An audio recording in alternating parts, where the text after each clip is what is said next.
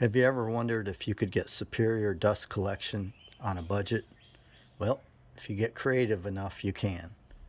I made this 3-stage dust collector with 2 shop vac heads used that I got off Craigslist, about 20 bucks a piece. They were large ones like 5.5, 6.5, so-called horsepower. But, they had issues. One of them didn't have any attachments. The other one, the wheels were broken on it. I didn't care about any of that stuff because I wasn't going to use any of it anyway. All I wanted was the heads. So I took the motor heads, cleaned the commutators, everything worked right. I designed and built my box, bought a separator, a little bit of hardware, and boom. Some wheels from a Harbor Freight little quick caddy that they sell for whatever, 8 bucks, 10 bucks.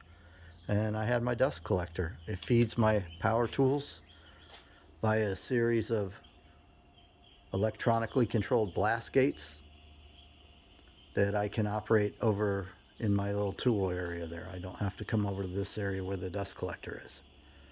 I'll go into the dust collector a little bit. So on the bottom, initially, my filter area was right here. But during the initial stages of designing, the filter surface area just really wasn't big enough.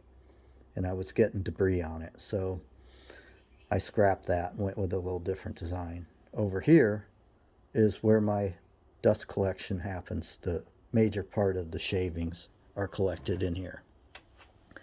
They come into a 13.2 gallon trash can that came from Family Dollar or Dollar Tree or something like that. I didn't want a 50-gallon drum of sawdust to empty, and that's why I went with that. I can do about 2 projects before I need to empty it, and I usually empty it when it's about halfway full. Up on the top, obviously, this is the first stage of the dust collection, the cyclone. Shavings go down to the bottom. Remaining air and whatever dust goes up to the top 2 stages. Inside the box, we have 2 filters, a MERV 8 on the bottom, a MERV 13 on the top. If you look in here, you'll be able to see dust residue. This is part of the first stage right here. And there is fine dust residue. It shows up on the door pretty easily. You can see it there. However, when you get to stage 2, there's nothing. When you get to stage 3, there's nothing. At least whatever's up there is very, very minute.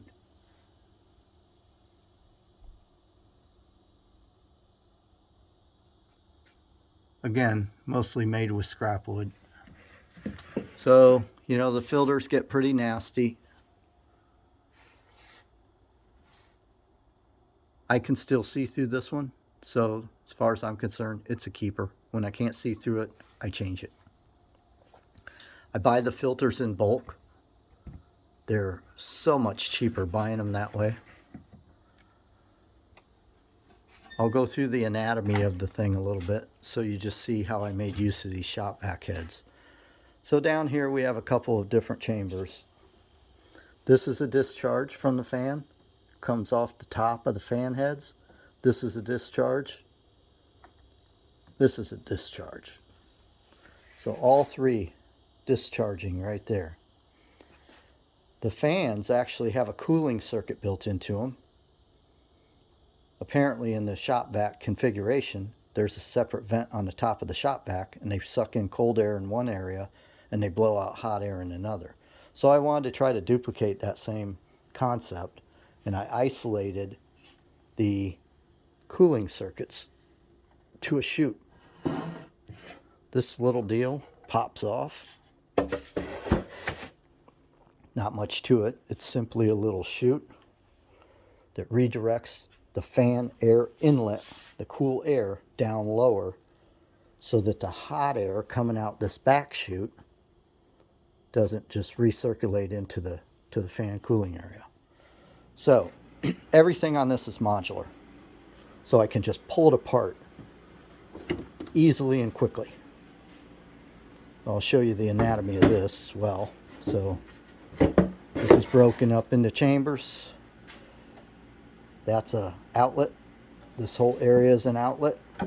These are fan cooling, and they empty to here. They suck in from here. Out here we have our shop vac heads. I left most of the casing on them. I trimmed what I had to fit in the space that I needed to.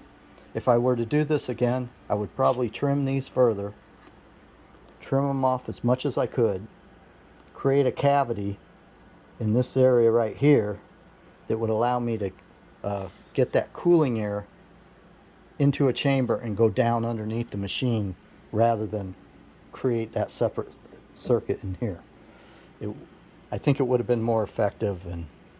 But anyway, it's so good now, I'm not messing with it. It does what I want. I've installed some PVC at the top to further guide those into the chute, put a little bit of foam. It isn't that super, it's a little more dense foam. It isn't that super thin stuff, super squeezy. But so I put that on, and of course the foam would want to unravel, so I wasn't going to take that chance, and I just put some packing tape around the edge of it so that it can never come loose and flop around. So anyway, that isolates the cooling circuit. This is hot air discharge from the fan itself. So the motor cools itself here and blows out hot air here. These other ones are the actual vacuum discharge. This is just cool air into the fan, hot air out of the fan. So I wanted to maintain that concept. So these pop off too. I don't know if I can do it with one hand, but I'll try. Yep, I can. All right. So there's what that looks like. Very simple. Holes are cut pretty precise. They're cut kind of small, and they're a little beveled. So these fan heads just fit in there, and they fit in there real snug. There's a little dust there, but that's because of my first gyrations with the filter set up. So that just goes down there.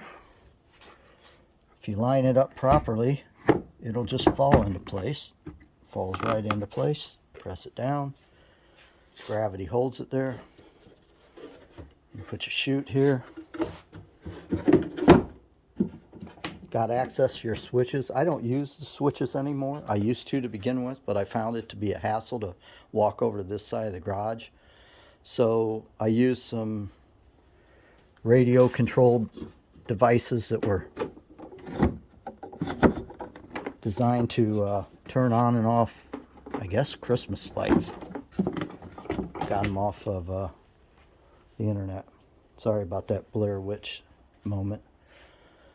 So they're plugged in there, and then the shop vac heads plug into those, and then I can control them with a remote control that's sitting over on top of my drill press. That's where I normally keep it. So regardless of what tool I'm using, I can turn the dust collector on and off from over on that side of the garage. My motorized dust blast gates keep me from having to lean over and pull dust gates. It's so much more convenient. I got them hooked to a gang switch over there. They're labeled. So if I want to use a table saw, I open the table saw one.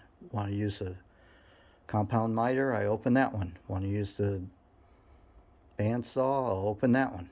So very, very easy to control and very, very effective. I mean, this baby works.